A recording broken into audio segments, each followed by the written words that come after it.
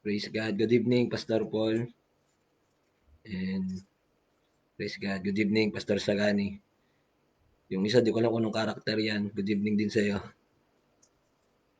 So, in a few minutes, tayo po ay magsimula sa ating pong Bible study. Praise God. Medyo nakaramdam tayo ng konting kalungkutan ngayon sa pagkawala ni Pastor Mike. Gayunpaman, ang Panginoon po ay merong magandang plano.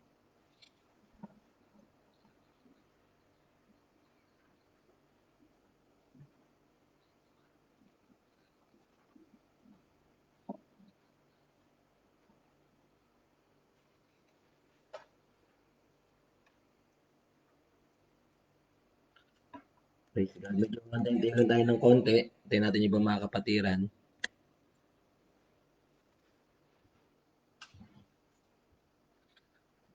Praise God. Hallelujah.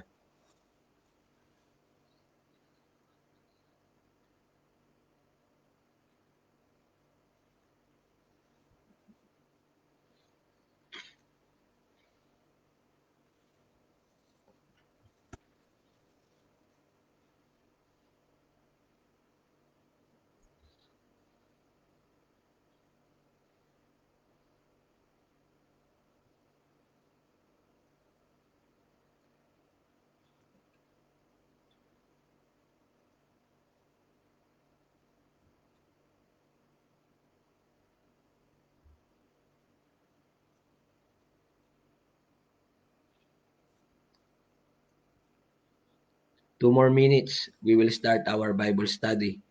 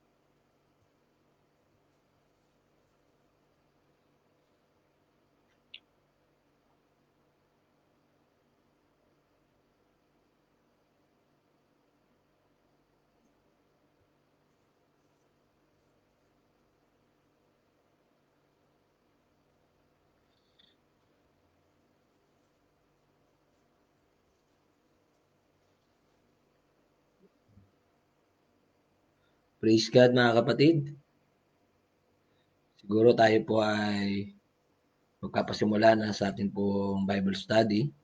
At yung iba po nating mga kapatiran, kasamahan, sila po ay habol na lang.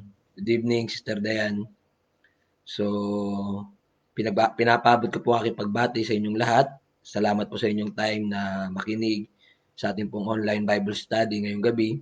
At ito po ay isang pribilehiyo, kagalakan ko na makakapag-minister sa inyo ng Word of God. At salamat sa pagkakataong ito binigay sa atin ni Pastor Paul at Sister Yoli na makapag-minister sa inyo ng Word of God. So, as we all know, kaganina pong umaga, nakatanggap tayo ng balita na isa sa ating pastor at malapit po siya sa atin, si Pastor Mike. Nakapag-preach na rin din po siya dyan sa Malabon Church. Siya po ay binawian na ng buhay. Siya po ay umuwi na sa ating Panginoon. Naalala ko yung talata ng sabi ni Pablo na for me to live is for Christ and to die is gain. Sa kanyang kalooban, sabi ni Pablo, merong desire na umalis na, subalit ang manatili ay dahil meron pang purpose ng Panginoon. At kung siya man ay uuwi na sa Panginoon, ang sabi niya, mga kapatid, ito po ay higit na mas mainam sapagkat yung buhay natin talaga dito sa mundo ay temporary lamang at ang buhay natin sa piling ng Panginoon, yun po ay eternal. Kaya I believe mga kapatid, hallelujah, kahit sino man tayo po lahat ay tinakda mga kapatid na minsang mamatay at pagkatapos ito ay paghuhukom. Yan po ang sabi ng Hebrews 9:27. Kaya habang tayo nabubuhay pa sa mundong ito, tayo po ay maglingkod ng matapat sa Panginoon. Hindi po natin alam, mga kapatid, yung ating pong day of appointment. So sa kaisipan ng maraming tao, marahil iniisip nila na bata pa masyado si Pastor Mike. Pero sa kalooban ng Diyos, mga kapatid, yun po yung kanyang appointment sa Panginoon. So gayon pa man, praise God, hallelujah, tayo po na naiwan. Hallelujah, praise God, magpatuloy lang tayo sa paglilingkod sa Panginoon. Isang araw, tayo po muli ay magkikita-kita, mga kapatid. Hallelujah. So, again, tayo po ay nasa series of our study about the book of Acts with the theme, I will build my church. At ngayon po ay nasa part 4 na tayo ng ating pong study. Kung meron po kayong mga na-miss na lesson, mga kapatid, pwede nyo pong i-browse na lamang dito po sa ating pong group page para ma-refresh nyo po or para masundan nyo po yung ating pong series. So, without any further ado, delay, simulan natin itong Bible study in prayer. Manalangin tayo sa Panginoon. Hallelujah, praise God. Dakilang Diyos, ngayon pong gabing ito, kami po ay dumadalangin sa iyong harapan. Lord Jesus, sa amin pong pagpapasimula sa Bible study. Dalangin namin, Panginoon, O God, na linisin mo ang aming mga puso, Lord, O God. Hugasan mo kami ng iyong banal na dugo. Kung may nasumpungan kang karumihan, kasalanan sa amin, Lord, O God, patawarin mo kami. Lord Jesus, ikaw pong manguna, kumilos sa aming pong Bible study. Abutin mo ang bawat isa, Panginoon, O God. Malaya ka, Panginoon, na mangusap through your servant, Lord, O God, through your word. Anoint every ears ng bawat isa na makikinig. Bigyan mo kami ng undivided attention, Panginoon, O God. Bigyan mo ng knowledge and wisdom upang maunawaan namin ang iyong mga salita. Ano mga sagabal, Panginoon, hadlang, gawa ng kaaway sa aming kalagitnaan sa oras na ito, amin pong winawasak, sinasaway, sa pangalan ni Jesus. At gayon din, Panginoon, O God, dalangin namin sa iyo, Panginoon, ang mga naulila na iwan ni Pastor Mike, Panginoon, O God. Ikaw na po siyang bahala, Lord, O God. Ikaw pong mag-provide, Panginoon, sa lahat ng gastusin, Panginoon, sa ospital, maging sa burol, Panginoon, O God. Hallelujah. I-comfort mo, Panginoon, ang mga nangungulila, Panginoon, O God, kay Pastor Mike, ang kanyang pamilya, Panginoon, O God, si Sir Anson, Panginoon, na kumukup sa kanya, Panginoon, O God, for how many years, Lord, O God. Lord Jesus, ikaw nakakalam ng lahat ng bagay, lahat ay nangyayari according to your plan, according to your will. Kaya Lord, we will not ask why. Instead, Panginoon, O God, hallelujah, we will look at this as an example, Panginoon, na ang buhay sa mundong ito ay maiksi lamang, Panginoon, at di namin alam, Panginoon, ang araw ng iyong pagbabalik at ang araw, Panginoon, na kami ay haharap sa iyo. Kaya Lord, O God, habang kami po ay narito pa sa lupa, dalangin namin na gayon mo kaming matapat sa paglilingkod sa iyo. Ilayo mo kami sa kasalanan, ilayo mo kami sa lahat ng gawa, ng kaaway, ng dyablo, ng sanglibutan, Panginoon, O God. Maging ang plano ng kaligtasan mangyari sa bawat isa sa amin, Lord, O God. Hallelujah. Sa mga kakilala, kaibigan namin, kapamilya na hindi paligtas, Panginoon, O God. Di pa tumatanggap sa iyo, Panginoon, O God. Sa pagsisisi, bautismo sa tubig, sa pangalan ni Jesus, hindi pa tumatanggap ng banal na Espiritu, I pray, Lord, O God, na mangusap ko sa kanila. Kumilos ka, Panginoon, O God. Lord Jesus, anumang pangangailangan ng iyong mga anak sa oras na ito, abutin mo, whether it be healing right now, O God, provision, Panginoon, O God. Ikaw po ang tumugon nito, Lord Jesus, lalo tigit sa lahat, pangangailangan spiritual. Lord, we love you and we praise you, Lord, O God. Bless our Bible study tonight. In Jesus' name we pray. Amen, amen, amen, amen. Praise God, mga kapatid. Hallelujah. So again, tayo po ay nasa series of our study, the book of Acts.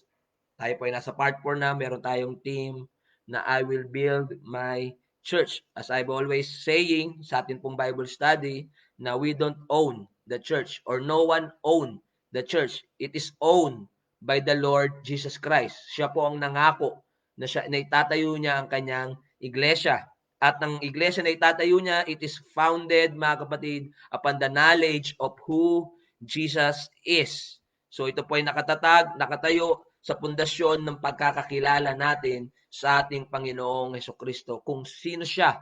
Mga kapatid, kaya mahalaga na meron tayong personal na relasyon sa ating Panginoong Hesukristo at alam natin ang paraan or procedure kung paano po tayo maging bahagi ng iglesia or paano tayo makakapasok sa kaharian ng langit, mga kapatid. Kaya kung tayo po ay nagtatanong kung paano tayo maligtas or paano tayo maging bahagi ng iglesia ng Panginoon, mga kapatid, the answer we can find is in the book of Acts. Sapagkat literally, the book of Acts, it is history book, the history of Christianity. Dito po natin mababasa kung paano nagpasimula ang Christianity at kung paano ito lumago. So sa Acts chapter 1, nakita natin mga kapatid ang ating Panginoong Jesucristo, iniwan niya ng mga disipulo, siya pa ay umakyat na sa langit at napakaraming pagbibilin na ibinigay ng ating Panginoong Jesucristo, especially yung paraan ng kaligtasan, pinagkatiwala po sa mga alagad, pinagkatiwala po kay Pedro sa 12 alagad at doon sa mga nakapakinig sa ating Panginoong Jesucristo at ito po ay naipangaral. So nangako ang Panginoon na siya po ay babalik in another form. Sa Acts chapter 2, ito po ay na-fulfill in another form. Ano po yun? Bilang banal na espiritu. So yung banal na espiritu, mga kapatid, hindi po to separate persons. Ito po ay ang ating Panginoong Jesucristo mismo. Nilinaw po yan sa book of John, chapter 14. Nang sabi ng Panginoon, yung banal, yung comforter, kilala niyo siya. Sapagkat kasama niyo siya, sapagkat kasama niyo siya at siya ay sa inyo. That is referring to our Lord Jesus Christ. Kaya sa Acts chapter 2, mga kapatid, nakita natin ang ating Panginoong Jesucristo. Siya po ay bumalik sa mga disipulo through the Holy Ghost. Kaya to sum it up, mga kapatid, yung Gospels or yung Book of Gospels, mga kapatid, Christ with them. Si Kristo kasama nila, yung Matthew, Mark, Luke, and John. Actually, lagi ko ito nasasabi sa inyo, yung Matthew, Mark, Luke, and John, it answers the question, papaano ang Diyos nag-provide ng kaligtasan sa tao. Then yung Book of Acts naman, Christ in them. Yung Book of Acts, it answer, mga kapatid, papaano naman matanggap ng tao yung kaligtasan. At ito po ay sinisiris ni Pastor Paul yung about Epistles, yung book of Epistles, at I believe natalakay niya yung Ephesians at ngayon Philippians. So yung book of Epistles naman, it answers the question, mga kapatid, how we can remain saved. Paano tayo mananatiling ligtas? So again, yung Gospels, yung Matthew, Mark, Luke, and John, yung book of Gospel, mga kapatid, it answers the question, paano nag-provide ang Panginoon ng kaligtasan. It came in flesh. Siya po ay namatay, nabayubay sa krus ng Kalbaryo, nailibing, at sa ikatlong araw siya po ay nabuhay na mag-uli, mga kapatid. Sa pamamagitan noon, yung pinatawag na good news, mabuting balita, nagkaroon tayo ng kaligtasan. Pero paano natin ito matatanggap, mga kapatid? Makikita natin yan sa Book of Acts kung paano sinunod ng mga alagad, ipinangaral at ipinamuhay yung aral turo ng ating Panginoong Jesucristo. So, kung paano tayo maliligtas sa book of Acts or paano tayo magiging bahagi nito pong iglesia na itinayo ng ating Panginoong Jesucristo. Hindi lang po yung basta pag-anim sa isang grupo, sa isang samahan o kaya sa isang relihiyon, mga kapatid. Ito po mismo ay pagganap ng kalooban ng Diyos. Kung paano ganapin ang kalooban ng Diyos, ito po ay masusumpungan natin sa book of Acts. At kung paano naman mapanatili yung kaligtasan, masusumpungan po natin yan sa book of Epistles. Hallelujah, praise God. So kung narinig niyo po ako ng malinaw, medyo may problem sa ating pong signal or sounds, medyo pwede po kayo mag-feedback sa ating comment. So ngayon, mga kapatid, sa Acts chapter 2 verse 1, sabi diyan, and when the day of Pentecost was fully come. Again, yung phrase na was fully come literally means was being fulfilled. So this day of Pentecost, yung day of Pentecost na nangyari doon po sa upper room, yun po ay different sa lahat ng day of Pentecost na kanilang sineselebrate. Yearly, mga kapatid, they celebrated yung day of Pentecost. Pero yung fulfillment nung dinid-celebrate nila yon, mga kapatid, yung pinakadiwa, mga kapatid, nangyari doon po sa Acts chapter 2, verse 1 up to 4. Na sabi ko nga sa inyo, mga kapatid, kino-commemorate nila yung giving of the law in the day of Pentecost dahil yan din po yung day na ibinigay ng Panginoon yung 10 utos or yung utos kay Moses doon po sa Mount Sinai. Na ang pangako ng Panginoon, mga kapatid, na sa darating ang araw, ang panahon na yung salita ng Diyos, yung kautusan ng Panginoon, hindi na po, praise God, thank you sa feedback, Pastor Paul. So medyo understandable naman daw. So kapag may problema lang, mag-ano lang kayo para mai-pause natin ng konti. So, mga kapatid, yung sa lumang tipan, yung day of Pentecost, the law was written, mga kapatid, in tablets of stone. While in the New Testament, yung fulfillment, mga kapatid, yung law, it was written in the hearts of men. Naisulat sa puso ng tao, mga kapatid. Hindi na ng ink, hindi na ng letra. Sabi po ng Bible, kung hindi sa pamamagitan na ng banal na Espiritu. Hallelujah. Praise God. So sa Acts chapter 2, verse 4, ang sabi diyan, and they were all filled with the Holy Ghost. So yan, mga kapatid, ang ebidensya na lahat sila, yung 120 na nag-aantay sa upper room, lahat sila ay nangapuspos ng banal na Espiritu at nagpasimulang magsalita ng iba't ibang wika ayon sa ibigay ng Espiritu na kanilang salitain.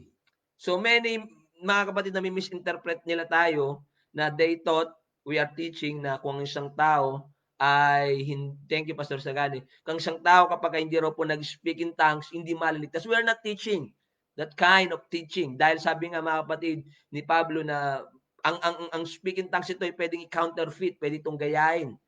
So what we are teaching is that we really need to receive the Holy Ghost. And it happens to be na ang sign and evidence na ibinigay ng Panginoon is speak in other tongues. How can we know na tayo po ay napuspos ng banal na Espiritu? Kung magliliyas kami ni Pastor Paul ng isang kapatiran, such as how can we know, how can we confirm na yung tao na yun ay tumanggap ng banal na Espiritu? Mga kapatid, yan ang bilin, bukod tanging bilin ng Panginoon bago siya umakyat sa langit sa mga alagad.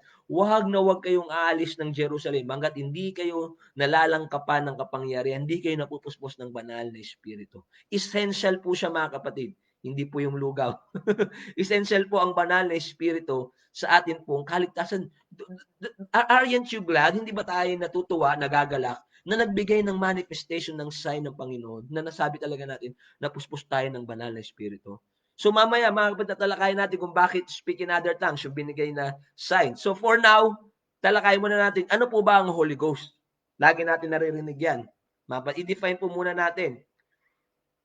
Marami nag-laugh sa lugaw, mga kapatid. Talagang updated kayo sa current events. Sa news. So, lagi natin naririnig yung Holy Ghost. Pero what is the Holy Ghost? Ano po ba ang banal na Espiritu? Marami pong katawagan na ginamit sa Bible that is referring to the Holy Ghost para lubusan po natin itong maunawan. At makikita natin, mga kapatid, hindi po to separate or distinct persons. Ito rin po ang ating Panginoong Jesucristo in another form. Or it is God in another form dahil we know na God manifests Himself in three manifestations. Meron siyang tatlong title. He is the Father in creation, He is the Son in redemption, and He is the Holy Ghost in regeneration. Kaya nakakategorize yun, mga kapatid. In creation, tinawag siyang Father of creation. Nung ipinanganak po siya, sabi ng John chapter 3:16, for God so loved the world. Diba? Minahal ng Diyos ang sanglibutan. Kanyang ibinigay ang kanyang bugtong na anak. That is referring, mga kapatid, sa process. Tinawag po siya na Son of God. Kaya kapag sa kamatayan, referring, mga kapatid, laging ginagamit yung term na Christ or Kristo, mga kapatid. Or pagka sinabi yung process, ang Diyos ang umibig, binigay niya kanyang bugtong na anak. Sabi ng Romans 5:8, tinagubili niya kanyang pag-ibig sa atin, si Kristo namatay para sa ating kasalanan. So nadi-differentiate natin, mga kapatid, yung offices. Hallelujah. Kagaya ngayon, maraming misconception na akala nila patay ang Diyos bukas. Mga kapatid, dito sa Malaysia, marami po kasi nagtitinda ng baboy. May nag-offer online. Maya-maya, ang sabi, nag-comment yung isang Pilipino rin. Sabi niya, Day, sabi niya ganun, patay ang Diyos, bawal ang karne. Hindi, sa next week na to, after Semana Santa. So usually, mga kapatid, yung deception na dudulot, na idadala ng tradisyon, hindi founded sa scripture. Ang Diyos kailanman hindi namamatay, mga kapatid. Kaya kapag kamatay, lagi associated sa son, sa sonship. Kapag yung sacrifice, it is always associated sa sonship. Kapag yung dugo, mga kapatid, associated sa dugo ng ating Panginoong Jesucristo. Pero pag binasa niyo sa 2028 ng Book of Acts, so na-establish yung doctrine ng Scripture, mga kapatid, through this study. So, pero pag tinignan niyo sa 2028 ng Book of Acts, mga kapatid, feed the church of God, which He had purchased with His own blood. Paano nagkaroon ng dugo ang Diyos? Sa Romans 5:8, mga kapatid, God commended His love towards us, that while we were yet sinners, Christ died for us. So ito yung another form, mga kapatid. Si Kristo, hindi po siya basta umakyat ng sa langit, tas hindi na siya bumalik, hinayaan niya na yung mga alagad. Siya po ay muling bumalik, mga kapatid, as Holy Ghost. Malinaw na po yun. So, ano po ang Holy Ghost? Tinawag po ito na, tingnan nyo mga kapatid, it is called the Spirit of Christ. Tinawag itong Espiritu ni Kristo. Kaya pag sinabi ninyo mga kapatid na si Kristo na nananahan sa aking puso, you mean to say mga kapatid, tumanggap tayo ng banal na Espiritu. Dahil hindi talaga lahat pinananahanan ng Espiritu ng ating Panginoong Jesucristo, ng banal na Espiritu. Pwedeng nararamdaman ang presensya ng Panginoon during service because of the atmosphere, yung tindi ng worship. Pero mga kapatid, ibang usapan po pag sinabi yung Espiritu ni Kristo na nahan sa ating po. Sabi diyan, and if Christ be in you, the body is dead because of sin, but the Spirit is life because of righteousness. You see, yung katawan patay sa pagkakasala kapag meron tayong Espiritu ng ating Panginoong Jesucristo. Kumbaga ito yung power natin to overcome sin. Ito yung process kung saan tayo po ay binabalot ng Panginoon ng kanyang katuwiran. Kaya the Spirit is life because of righteousness. Kaya yung Spirit of Him that raised up Jesus from the dead dwells in you. Mga kapatid, yung spirit na tinutukoy dyan, hindi po yan ibang spirito. It happens to be, nasa loob yan ni Kristo. Kung pagka binasa niyo po yung mga accounts sa Ephesians chapter 4, mga kapatid, binasa niyo yung accounts po dyan. Yung spirit na yan, yung deity, yung divinity, mga kapatid, pumailalim sa ilalim ng lupa, nag-declare ng tagumpay sa kaaway. At after nun, mga kapatid, umakyat na ang Panginoon, doon na siya after third day. 3 days, bumaba sa ilalim ng lupa, nag-declare ng victory, kinuha niya yung susi ng kamatayan at ng Hades. After nun, mga kapatid, nabuhay ang ating Panginoong Jesucristo. Yun po yung spirit. Kasi nga umalis yung spirito. Temporarily, mga kapatid, nung namatay yung katawan, nandoon sa libingan.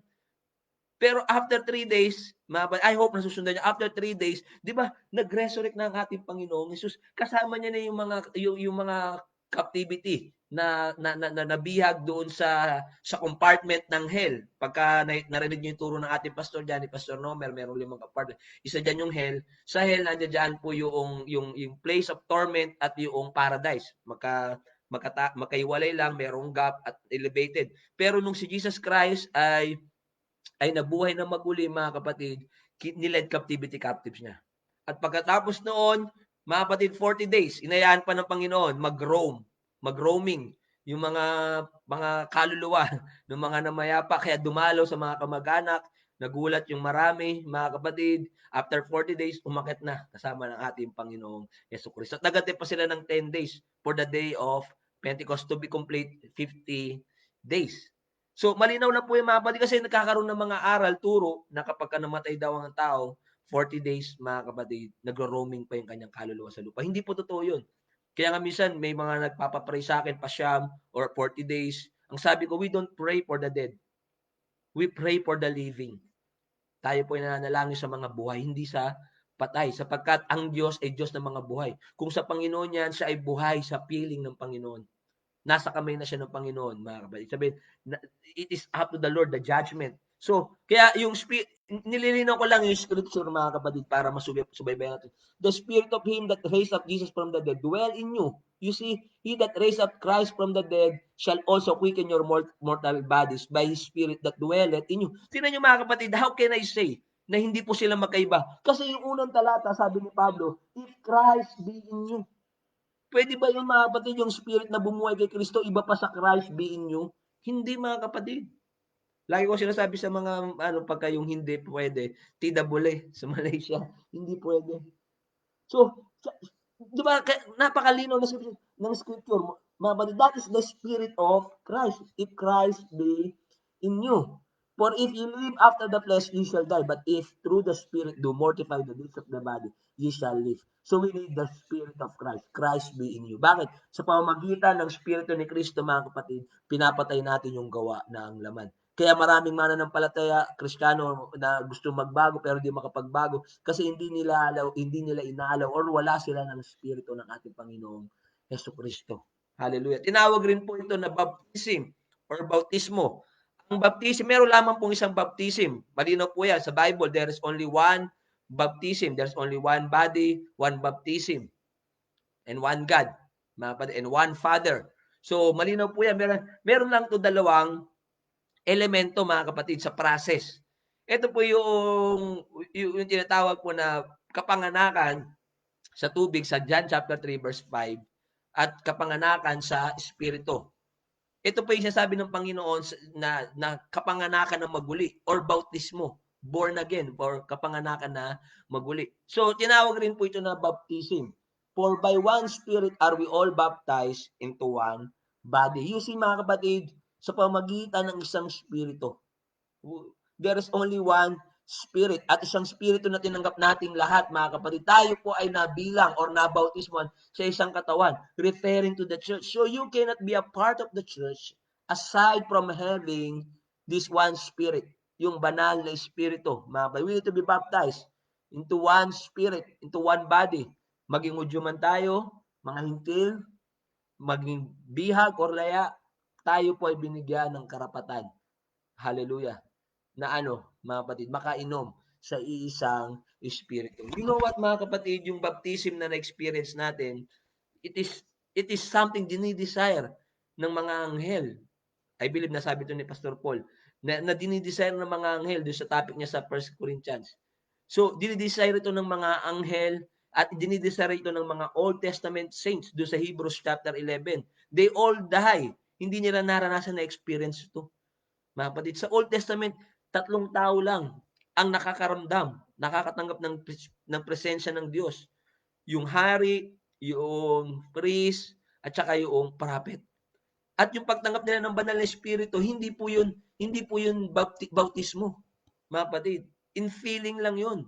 Ang bautismo, kumbaga, ito po tayo, yung container, isa tayong vessel, tulad tayo ng Bible sa vessel. Mga kapatid, hindi lang sa Old Testament, ito puno sila ng tubig.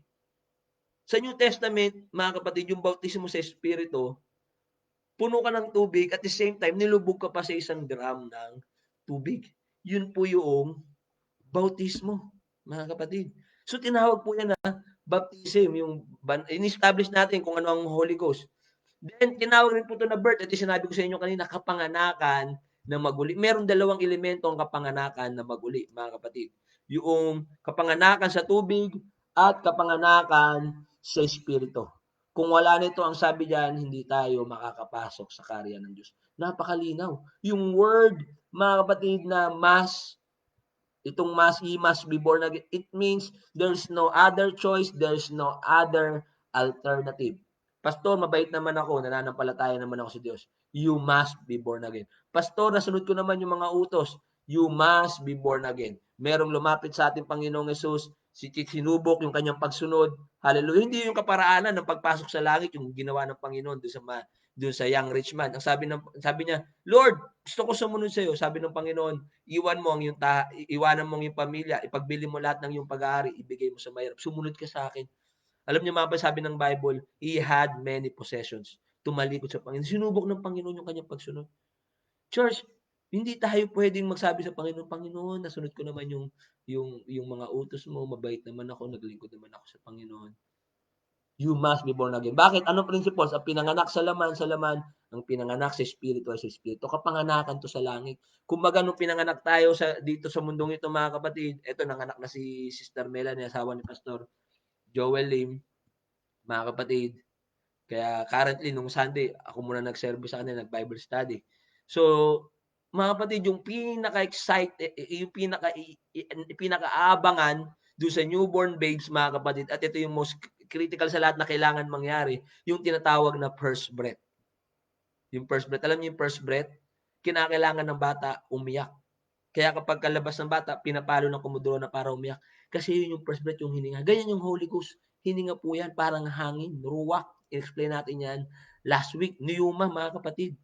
Hindi natin nakikita. Kaya sabi diyan, sa mga sumunod na talata, katulad ng hangin, umihip ito, narinig natin ang tunog, pero hindi natin alam kung saan nanggagaling at saan ito patungo. Ganon din ang mga pinapanganak sa Espiritu.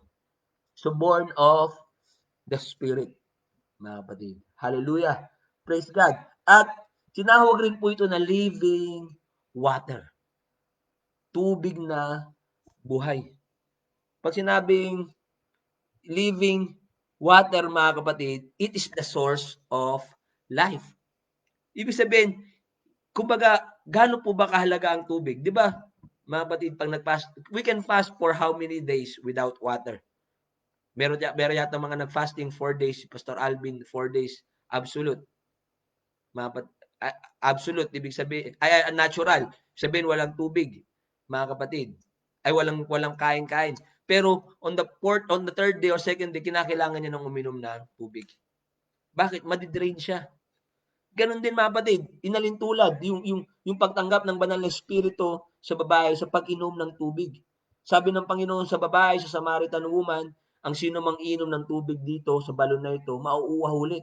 Pero kung ang sino mang inom ng tubig na inialok ko, hindi na mauuhaw. Bakit? Sapagkat itong tubig na ito na ibibigay ko sa kanya, ito ay balon ng tubig na agos sa buhay na walang hanggan.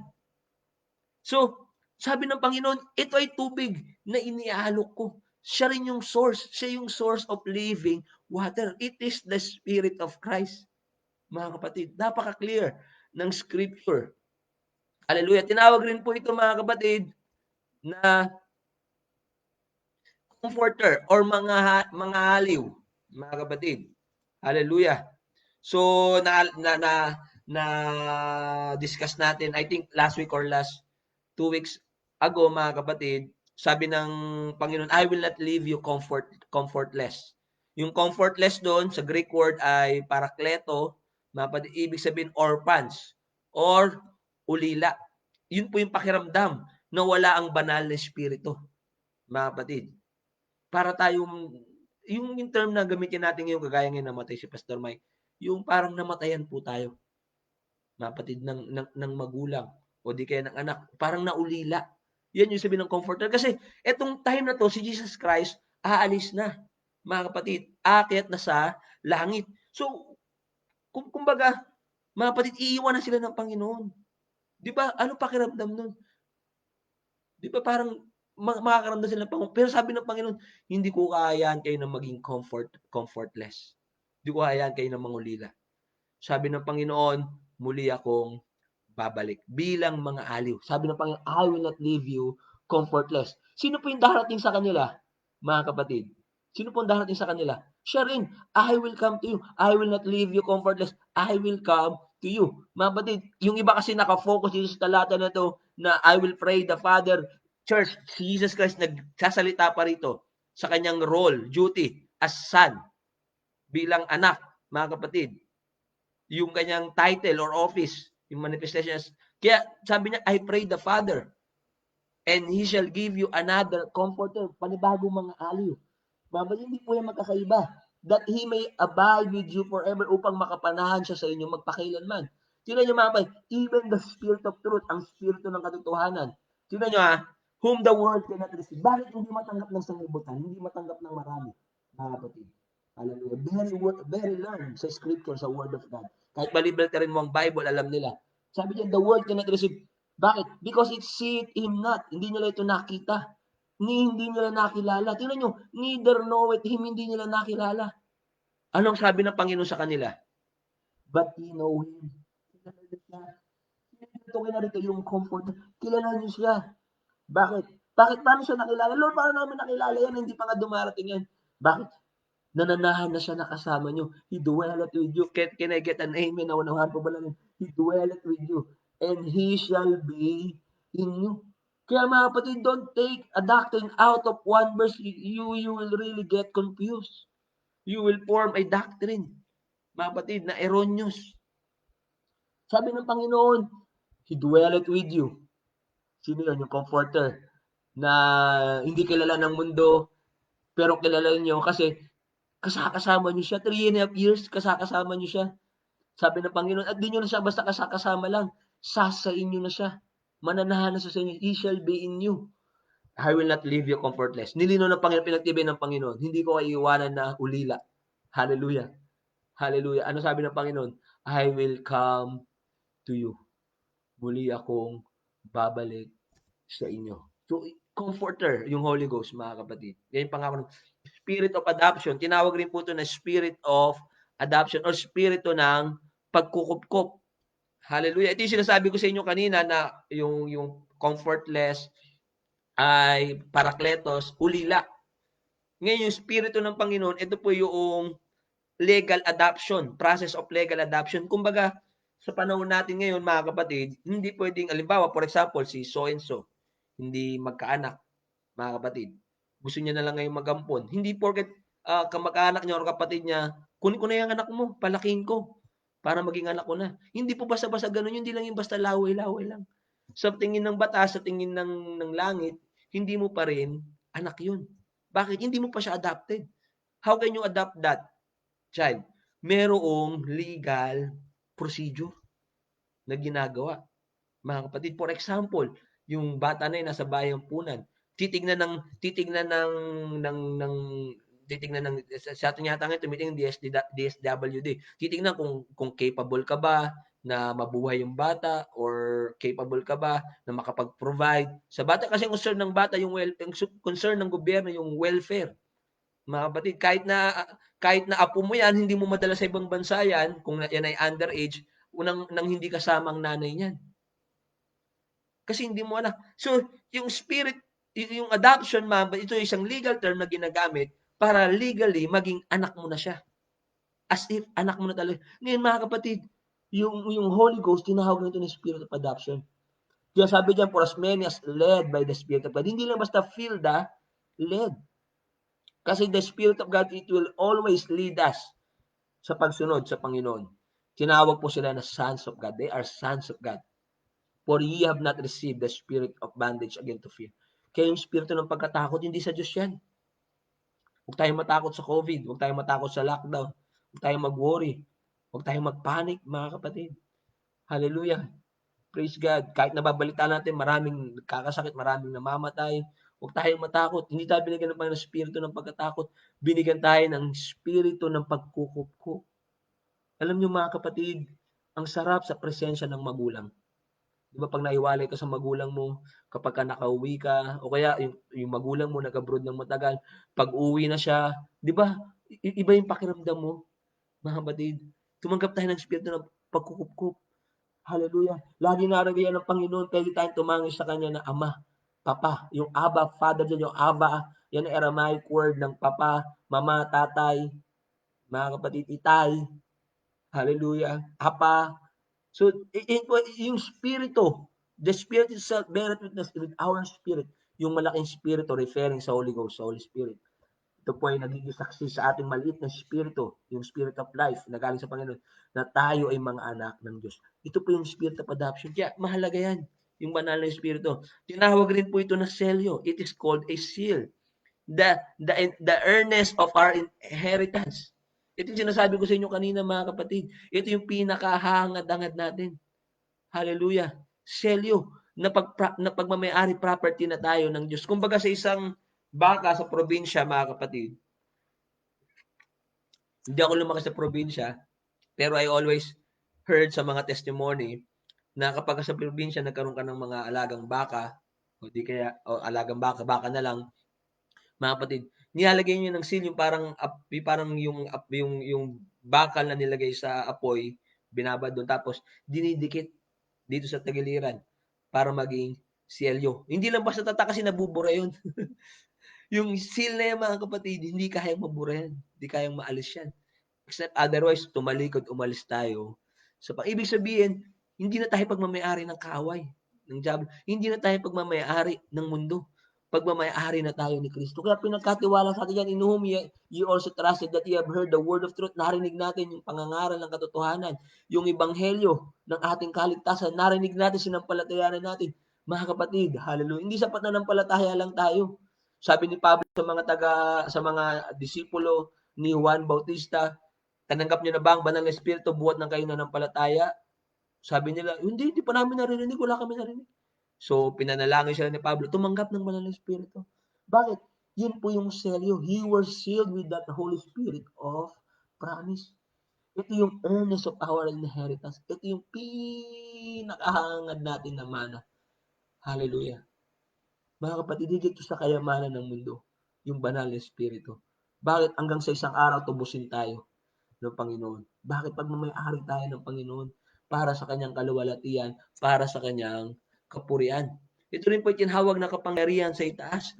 Power from on high. Sabi ng Panginoon sa Luke 24:49, Behold, I send the promise of my Father upon you, but tarry ye in the city of Jerusalem until ye be endued with power from on high. So again, mga kapatid, ang Panginoon nagsasalita again dito as man. So mga kapatid, tatandaan natin si Jesus Christ, nung nakatawang tao, meron siyang human nature at divine nature. Dito nagsasalita ulit siya as sa kanyang rod bilang anak. I send the promise of my Father upon you, but tarry in the city of Jerusalem until you be endued with power from. Ito yung kapangyarihan. Ano yung kapangyarihan na yan? Hindi lang po yung kapangyarihan na anting-anting or relic, mga kapatid, hindi tinatablan ng bala. Hindi po yan yung kapangyarihan. Yan po yung kapangyarihan to overcome sin. And kapangyarihan para mamuhay para sa Diyos. At kapangyarihan para tayo maging credible witness ng ating Panginoong Jesucristo. Ngayon, mga kapatid, sinasabi ko kanina, bakit mo tinawag? Bakit mo pinili ng Panginoon yung speaking tongues as initial evidence na tayo po ay tumanggap ng banal na Espiritu? Bakit po speaking tongues yung ginamit na sign, mga kapatid? Hallelujah. Gaya nga nung testimony ko last week, na meron akong isang church na pinag-preachan doon sa Palawan, mga kapatid, na nag-preach ako about the Holy Ghost, binigyan ko na yung emphasis yung speaking other tongues, yun yung initial evidence. Yung pastor pala doon, hindi siya naniniwala na sa speaking tongues, naniniwala na siya sa Holy Ghost, pero hindi siya naniniwala sa speaking tongues. Kaya sabi niya, yung mga, nung nahawakan niya yung mic, grabe yung revival, napupuspos yung mga kabataan, nag-speaking tongues. Sabi ng pastor na ito, nung nahawakan niya yung mic, yung mga luha na yan ang sign na kayo ay pinuspos ng banal na Espiritu. Where in the Bible can you read na ang luha, sign? Mga kapatid, maaaring meron pumunta ng church, broken-hearted, nakipag-break yung kasintahan. Umagol-gol, Lord, bakit ang sakit-sakit? Tapos ikaw na pastor, napuspos to ng Holy Ghost kasi umiiyak, umagol-gol. Do you think, mga kapatid, alam ba natin yun nang nangyari sa kanya? O di kaya namatay lang ng aso, malamal yung aso niya. Tagal na namin siyang alaga. Pagsasalubong siya sa pintuan, umiyak sa Panginoon. Yun pala, mga kapatid, namatay ng aso. Pwede mo pa sabihin na puspos ng Holy Ghost yan. Umiiyak. Alam niyo, mga kapatid, buti hawakan ko yung mic. Pinag-pray ako. Nilinaw ko, mga kapatid. Hallelujah. I'm so glad sapagkat bawat isa talaga sa atin tumanggap ng banal na Espiritu. Ang sign, tayo ay nagsalita ng iba't ibang wika. Hindi natin yan may tatanggi sa ating sarili. Totoo ang banal na Espiritu. Totoo ang Acts chapter 2, verse 4. Hallelujah. You see, mga kapatid, bakit speaking tongues? Nagiging controversial ang speaking tongues, mga kapatid. Kasi yung iba, di nila mapaniwalaan, matanggap na yung Acts chapter 2, verse 4, it is real. Pentecost is real. Nasabi nila sa panahon lang ng mga halagad dyan, sa panahon, no, mga kapatid. Sabi ni Pablo, the promise is unto you, to your children, to your children's children, even as many as the Lord shall God, our God shall call.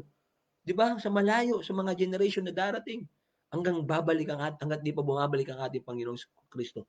Bakit po, mga kapatid, speak in other tongues? Hallelujah. Kaya ngayon pa lang, i-declare nyo na yan. God is sovereign. Hindi ko nababasahin kasi mahaba yan, mga kapatid. Sa Isaiah chapter 40, verse 13 to 14. God is sovereign. Ibig sabihin, mga kapatid, He can do what He wants to do. If God chose speaking tongues as the initial evidence, then we have no right to question God. Mga kapatid, we cannot instruct God. Sabi ng Isaiah, our ways are not God's ways. Our thoughts are not God's thoughts. For as high as the heavens above, so great is the thoughts of God and the ways of God. So, God is sovereign. Gagawin niya kung ano kanyang maibigan. If He choose speaking tongues as initial evidence, mga kapatid, then, hindi natin yung pwedeng questionin. Yan ang unang sagot ko. Yan ang unang sagot natin. Pangalawa, mga kapatid, ang sabi po ng Biblia sa Matthew 12:34, from the heart, the mouth speaketh. Meron akong kanta na lagi ko pinapakinggan, mga kapatid. na yung kanta ni nakalimutan ko, Lenny LeBlanc, na sabi niya doon mga kapatid, with our hearts we believe, with our mouths we confess. You are God, you are God. So, diyan po yan sa Matthew 12:34. From the heart, we believe, and from our mouth, we confess.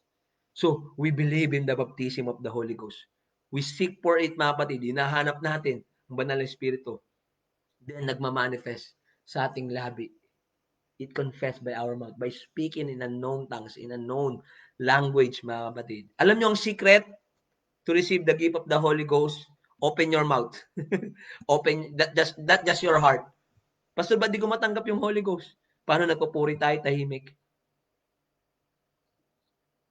Nilalayan si Pastor. Sabi ni Pastor Paul, sige, sige, sabi mo hallelujah. So kung mabuhay mo sabi mo, I love you, Jesus.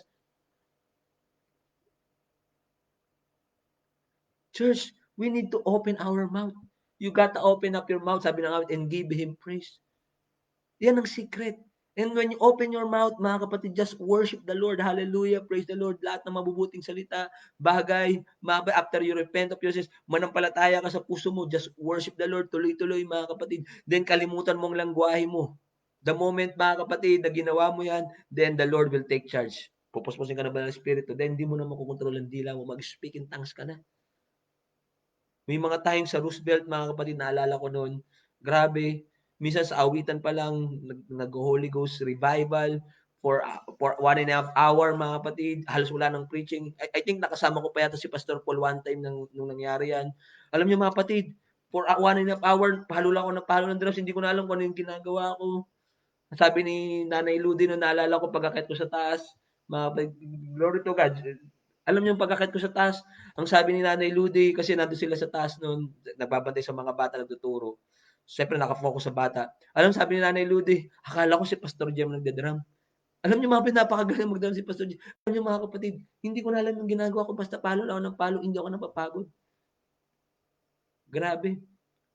Yung preacher noon, si si Pastor Nomer pa nung time na nagpe-preach, hindi na nakapag-preach. Paghawak niya ng mic, mga kapatid, nag-worship na lang din, nagpuri na lang. Grabe. Bakit mga kapatid? Nagmamanifest yan sa ating labi. Hallelujah. We cannot deny the fact, mga kapatid, na-experience natin yan. Hallelujah. Naranasan natin yan. Buhay na patutuo tayo dyan, mga kapatid. Bakit kaya speaking tongues? Yung ating pong salita, our speech, ito po yung chief means of our expression. Di ba? Pag may gusto tayong sabihin kay Pastor Paul, nagsasalita tayo. Kaya mahirap yung hindi nagsasalita. Meron na palang kinikimkim, hindi nagsasalita. Express mo, mga kapatid.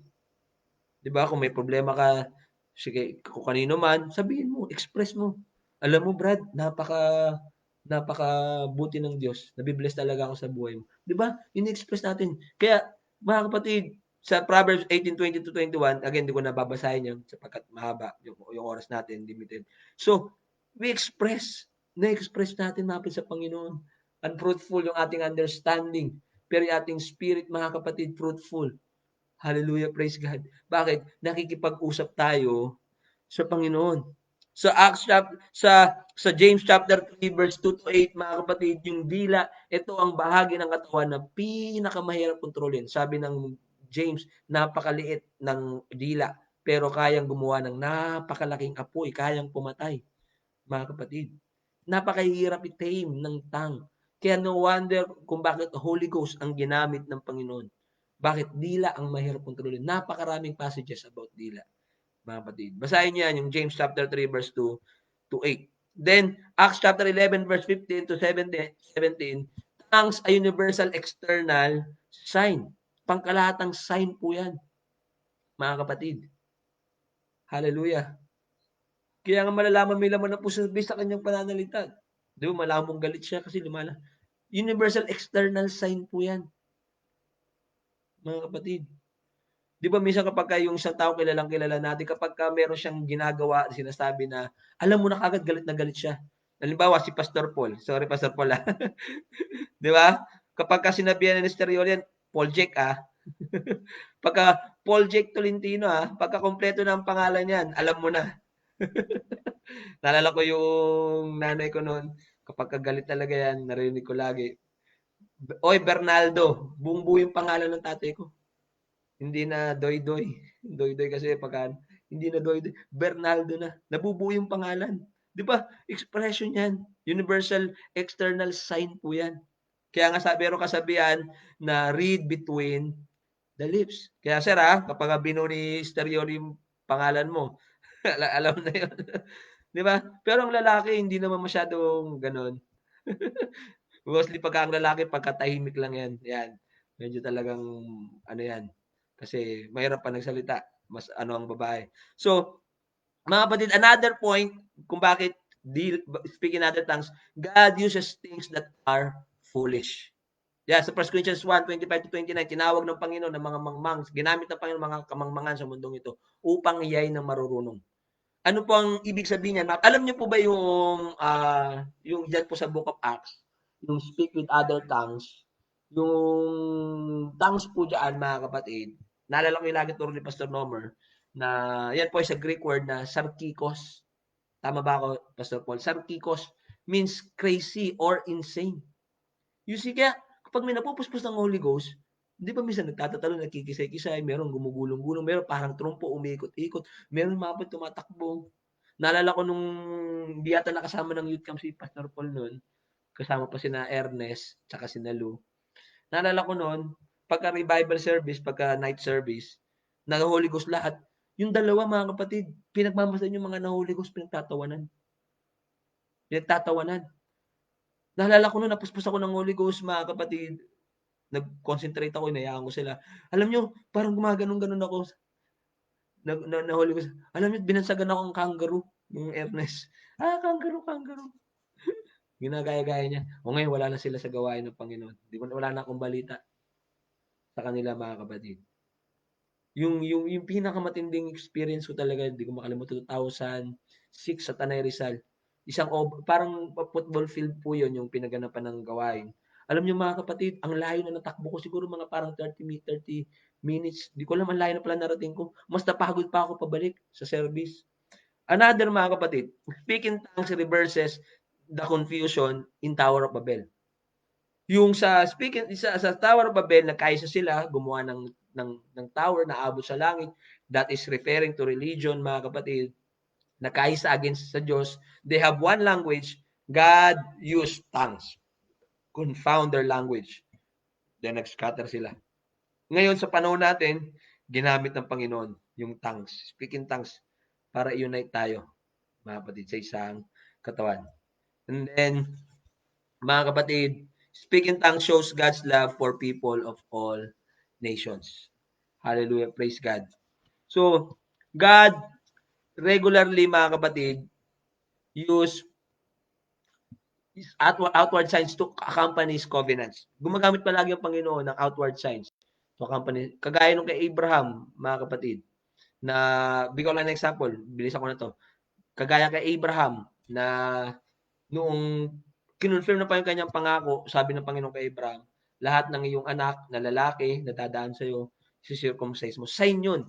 Yung circumcision na yun, mga kapatid, in the flesh. Sa panahon natin, yung circumcision in the heart na. Yung outward signs, mga kapatid, ito na po yun. Yung speaking tongues. Speaking tongues provides certainty. Nakatitiyak tayo, sigurado tayo. Definite. Masasabi namin as preacher, as nag-observe, natanggap niya ang banal na espiritu. Naalala ko nung may nag-roam na mga Amerikano youth camp, pumipitik lang sila, ito na Holy Ghost. Paano nasabi? Nag-speak in tongues. Nakikita ko sila, dinidikit nila yung kanilang tenga. Kasi baka mamaya, ano lang, umiyak lang.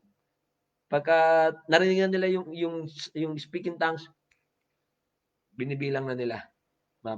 So, nako-confirm. Praise God. So, siguro, ituloy ko to sa ibang araw hanggang siguro matapos. Igusto ko na dyan yung 5.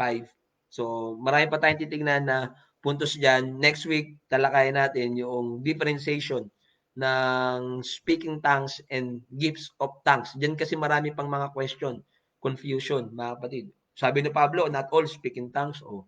Di ba? So, lahat naman nag-speaking tongues. Differentiate natin yan, mga kapatid. Praise God. So, kung meron kayong mga tanong, you are free to do so.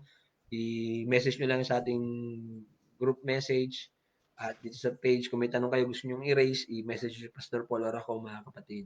We are more than willing na sagutin yung ating po mga katanungan. So, maganda na tayo po ay nagiging founded deeply, mga kapatid, sa Scripture. Hallelujah. Para hindi tayo at loss. So, salamat sa Panginoon na lamang at tayo po ay mananalangin lahat, mga kapatid. Praise God. Tuloy natin to next week. So, marami pa tayong mga tanong na titignan, mga kapatid. Diyan po sa speaking tongues. Praise God. Ayoko masyadong i-rush, madaliin para mas maunawa natin ang lubusan. So, salamat sa Panginoon, mga kapatid. Manalangin tayo sa ating po pagtatapos. Let us pray. Dakilang Diyos, salamat po sa kaloob ng banal na Espiritu. Lord Jesus, ito po ang greatest gift. Kagaya ng sabi mo, Panginoon, sa Ephesians chapter 4:10 to 12, Panginoon o God. Ito po yung greatest gifts. Secondary lamang, Panginoon o God, na binigyan mo kami ng pastor, Lord o God. Hallelujah. Yung fivefold ministry. Pero the greatest gift is banal na Espiritu. Why, Lord? Because we cannot preach without the unction of the Holy Ghost. We cannot learn without the unction of the Holy Ghost. We cannot be in the church without the unction of the Holy Ghost. We cannot know things pertaining the kingdom of God, spiritual things, without the Holy Ghost. Kaya Lord, O God, salamat sapagkat binigay mo ang banal na Espiritu. At na-confirm namin na kami tumanggap talaga ng banal na Espiritu by speaking in other tongues. Lord, I pray kung meron pa rito na in doubt pa, Panginoon, O God, hallelujah. Lord, open their hearts, their mind, their understanding ng mga scripture na nabuksan namin, na pag-aralan namin. Ito po ay magbigay linaw sa kanilang kaisipan, sa kanilang mga puso, sa kanilang buhay. Lord, hallelujah, kumilos ka sa Malabon Church, o God, sa pangunguna ni Pastor Paul. Gamitin mo pa ito for the expansion of kingdom, o God. Marami pang kaluluwang maligtas. Lord, o God, hallelujah, Jesus. Sa amin po namin inahabilin ang aming po mga buhay. Hawakan mo kami, Panginoon, sa iyong mga kamay. Lahat ng aming gagawin, pagpalain mo, Panginoon, o God. Pagpalain mo mga kapatiran ng bawat isa, mga mahal namin sa buhay, kakilala, kamag-anak na narito sa group page. Bigyan mo ng earnest, Panginoon, o God, na makinig ng iyong mga salita. Lord, we thank you, we love you. Kasi aming pagtatapos, we give you praise, we give you glory. In Jesus' mighty name we pray. Amen, amen. Praise God, mga kapatid. Thank you po sa inyong time sa pakikinig sa ating pong Bible study. Kung medyo na-late po kayo, pwede nyo pong i-replay. Sinadya ko po talaga yun na pwedeng i-atras, i-adjust yung bar po dyan. Pwede nyo pong i-replay pababa. So, tapos na po ang ating Bible study. Thank you po sa inyong time. God bless. So, next week, yung karugtong ng part 4 at part 5, try po nating tapusin. So, salamat, Pastor Paul, for the privilege. Salamat sa lahat sa inyong pakikinig. God bless us all, mga kapatid. I will be signing off.